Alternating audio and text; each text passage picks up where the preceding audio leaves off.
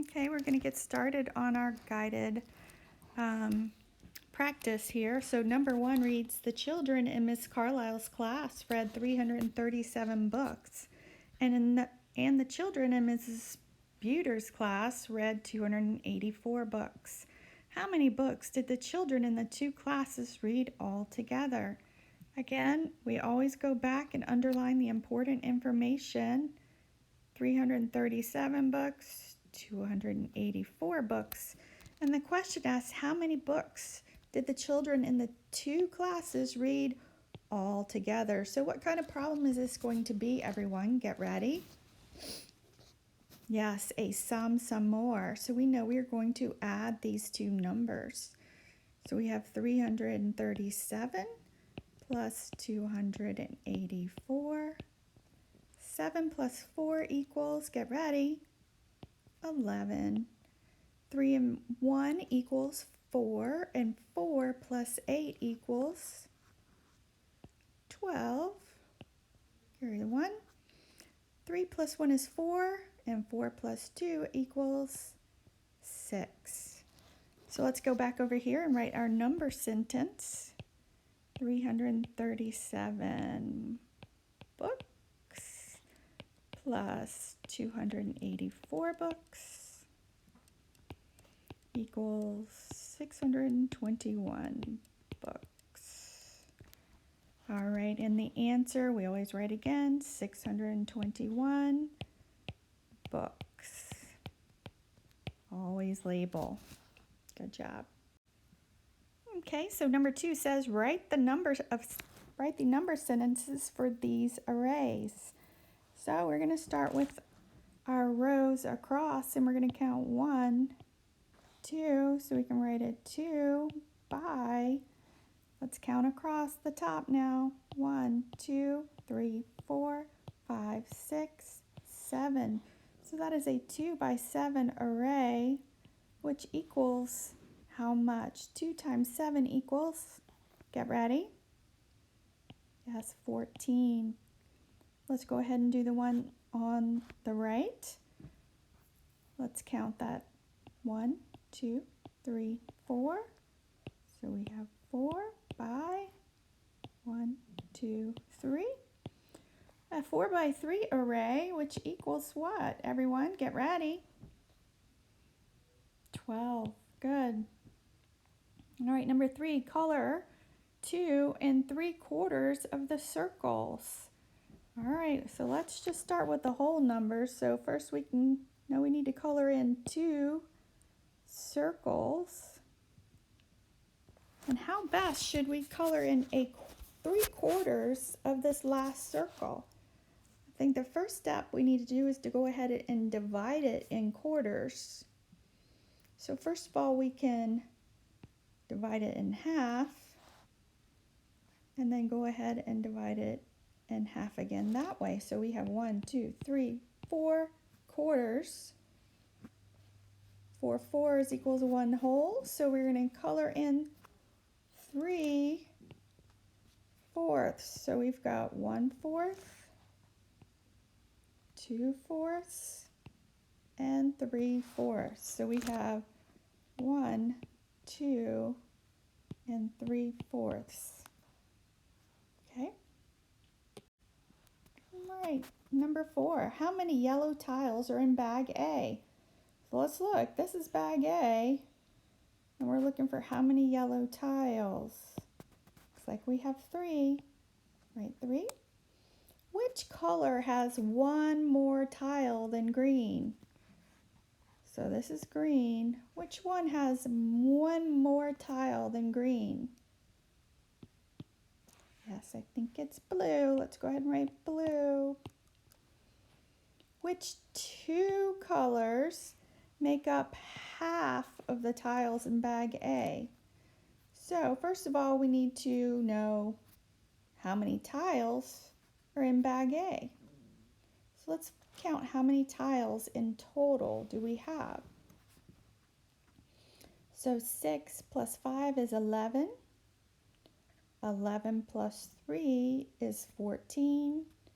14 plus 2 is 16. okay? So the two colors that make up half of the tiles, 5 and 3 is 8, which is half of 16, but we can also notice that these make up half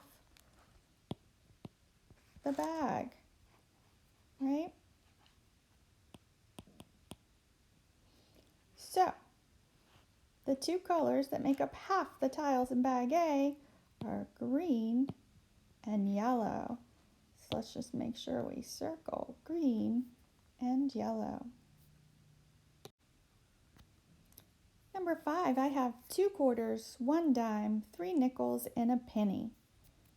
I'm going to draw the coins, and then it's going to ask us how much money do I have. You can go ahead and do this on your own paper while I do it on mine. So I have the letters representing my coins. So I have 1 2 quarters, 1 dime, 3 nickels, and a penny. So we're going to count them to see how much money we have. We always start with the highest valued coin first. And a quarter equals how much, everyone? Get ready. Yes, 25 cents. And a dime is worth how much? Yes, 10 cents. And the nickel is worth how much? Get ready. 5 cents. And the penny is worth how much? Get ready. Yes, 1 cent. So 25, 50, 60, 65, 70, 75, 76 cents.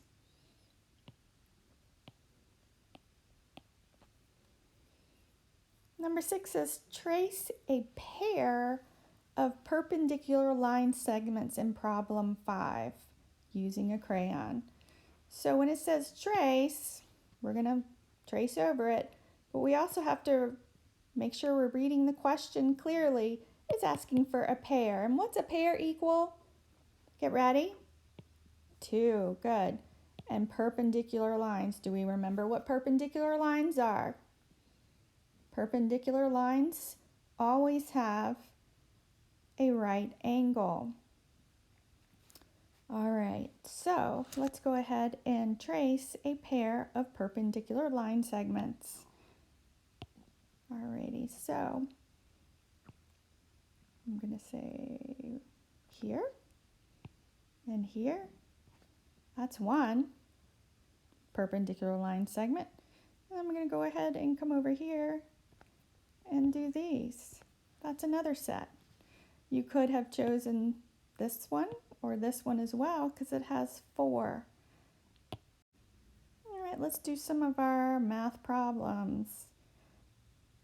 So we need to go ahead and write these out so we can do them correctly. 62 minus 48.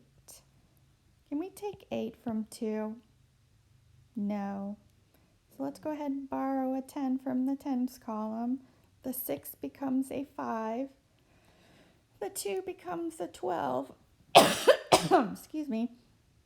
12 minus 8 equals 4. 5 minus 4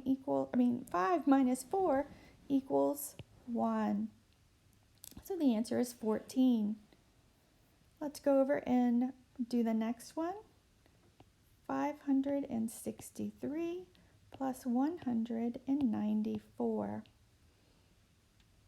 When you're flip-flopping between subtraction and addition, make sure you're paying attention to what symbol you're supposed to be doing, because sometimes you can make a mistake and just assume all of them are subtraction and get this one wrong just because you didn't look at the symbol. Just a good thing to keep in mind. 4 plus 3 equals 7. 9 plus 6 equals, whoa, 9 plus 6 equals 15. Alrighty, and so 5 plus 1 is 6, and 6 plus 1 equals 7. 757. Alrighty, so let's go ahead and write 494 minus 277. Can we take 7 from 4? Nope. So we're going to borrow a 10 from the 9 here. That's going to become an 8. Your 4 is going to become a 14. So 14 minus 7 equals, get ready, 7. 8 minus 7 equals 1. 4 minus 2 equals 2. So the answer is 217. And boys and girls, if you ever wanted to check your work to make sure you did the right, did the problem correctly, you can always add back up. So you would add your numbers, these two numbers, to see if you got that number, okay? And then you could also do the opposite here by subtracting 194 from 757 to check and see if you got that number. Just a good thing to kind of check your work if you're on a test